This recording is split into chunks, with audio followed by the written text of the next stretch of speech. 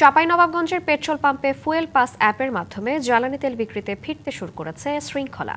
বৈধ কাগজপত্র থাকলে রেজিস্ট্রেশন করে প্রতি চালক 5 দিনের জন্য পাবেন 500 টাকার তেল।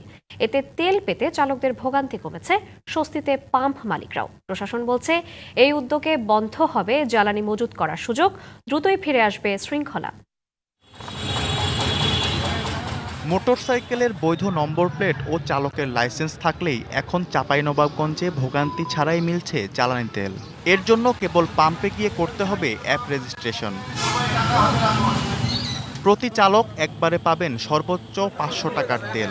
এর 5 দিন পর আবারও সংগ্রহ করা যাবে তেল।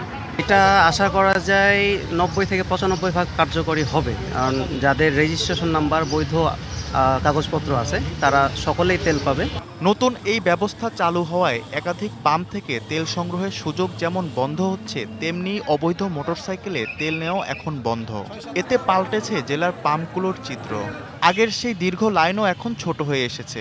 আমাদের হোন্ডার যে নাম্বার প্লেট, এই নাম্বার প্লেট নিয়ে তারপর 500 টাকার তেল দিচ্ছে এবং সাথে সাথে নাম্বারটি ব্লক করছে। আমরা অ্যাপসের মাধ্যমে তেল নিচ্ছি, অবশ্যই আমাদের অনেক ভালো লাগছে। যারা অবৈধভাবে তেল মজুত করছে তাদের জন্য অবশ্যই এটা একটা খুব খারাপ জিনিস হবে। এখন অ্যাপসের মাধ্যমে তেল দিতে আমাদের অনেক সুবিধা হচ্ছে। আমরা এভাবে দিলে আমরা শান্তি শৃঙ্খলাভাবে তেল দিতে পারবো। নতুন এই ব্যবস্থায় 2-3 দিনের মধ্যে কৃত্রিম সংকট কমে আসবে।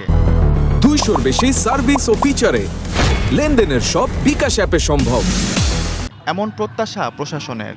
এই পাম্প অথবা যে কোনো পাম্পে সে যদি 5 দিনের মধ্যে আবারও তেল নিতে যায়, আবারও যখন রেজিস্ট্রেশন নাম্বার যখন চেক করা হচ্ছে তখন তাকে ব্লক দেখানো হচ্ছে এবং তার বিরুদ্ধে প্রয়োজন অনুযায়ী আমরা আইনানুগ ব্যবস্থা গ্রহণ করছি। সরকারের ঊর্ধ্বতন কর্তৃপক্ষের নিকটও আমরা এটি অবহিত করেছি এবং তারা আমাদেরকে বলেছেন যে এটি অব্যাহত রাখার জন্য।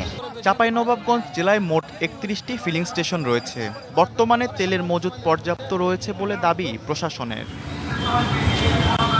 DBC news desk.